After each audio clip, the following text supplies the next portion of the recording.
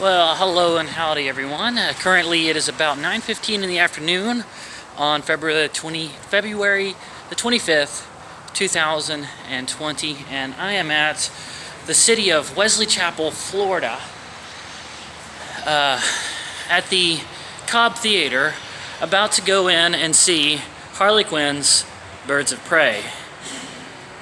Yeah, I'm giving DC another chance because it's Harley Quinn, and I love the character of Harley Quinn. She's Tank Girl. She's irreverent. She's a sociopath and knows it and has fun with it.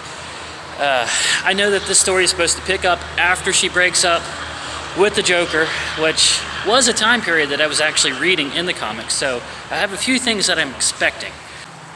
She has to have a really messy apartment, and she has to have at least 2 hyenas in that apartment. Oh, I need to buy my ticket. Hold on a second. No, Clatters is not going to be with me today. I think this is a little more of an adult movie for him. Though he seems to really like the violent ones. We're going in. How you doing? I am well. You're a vlogger? A little bit, yeah. Good. I dabble. Theater 11 be right down that hallway. Thank you, sir.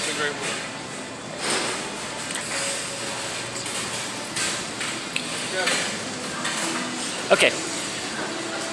Also, I'm expecting a little bit. Also, I am expecting that that the Joker will try to get back with her, and she will actually be tempted because she was with him for so long, and she's still kind of in love with him a little bit. But here we are, Birds of Prey. Yeah, I know it started at 9 o'clock, but I'm trying to skip the previews. Don't like spoilers. Okay, so those are the things I'm expecting. I want to see fun, over-the-top, irreverent, lots of baseball bats, lots of, shiny lipstick smiles with, Band-Aids stuck over her face, and she doesn't care that it's there. It's just over-the-top fun, Harley Quinn. That's what I'm expecting. Hopefully it will deliver. Let's find out.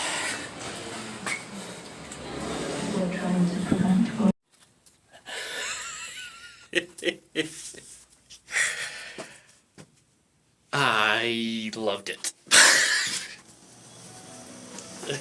I did not think I was going to like that movie.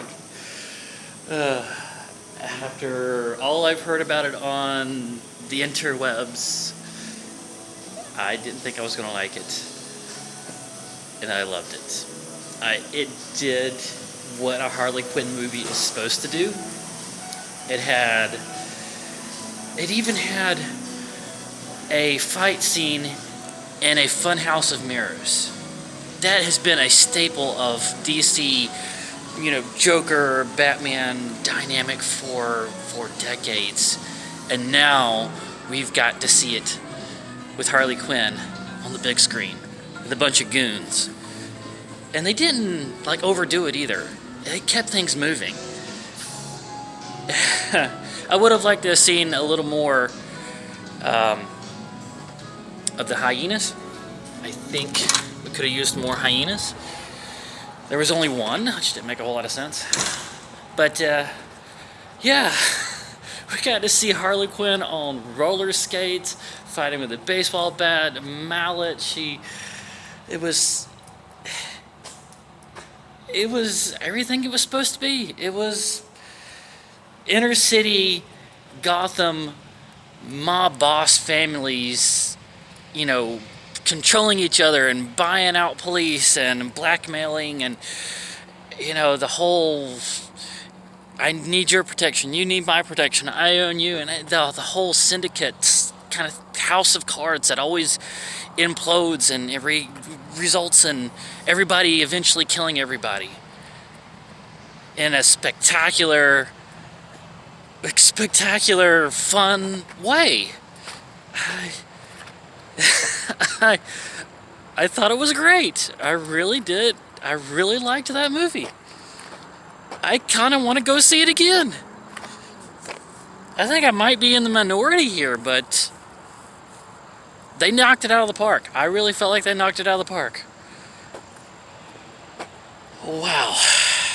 It's definitely not a movie for kids. But if you're a fan of Harley Quinn and Margot Robbie, a few other quick thoughts. The idea that these goons would not just kill all of the birds of prey, just gun them down instead of trying to fight them. I think the way they got around that was they were trying to keep their little hostage girl alive. So they were going in with fisticuffs and they're trying to keep her alive. Yeah.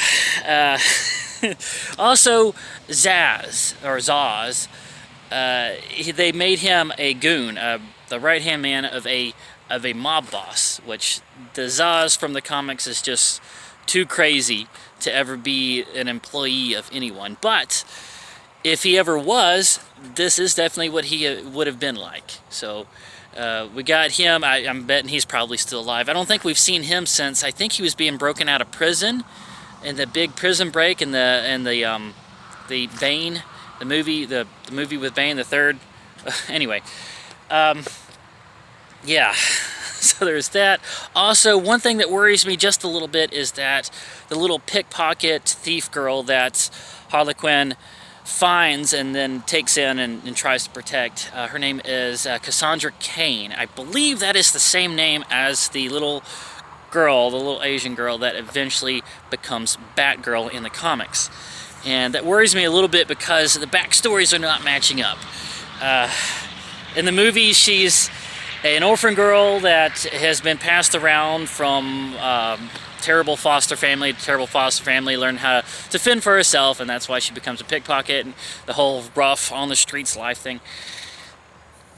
In the comics, she was raised by an assassin, but trained so hard to learn body language from like infancy up, to where she can predict and read body language as well as we listen to and interpret spoken language.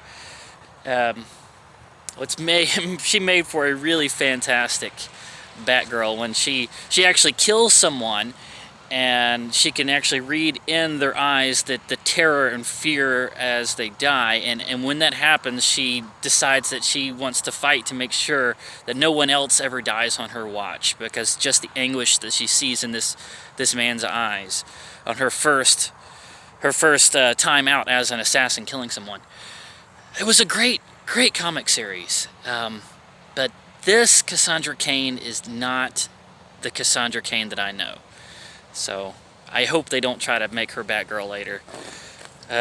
Don't mess with Cassandra. Please don't mess with Cassandra. All right, that's gonna be it for this one. I hope we get a sequel. I really liked it. Yeah, look forward to seeing you guys in the next one.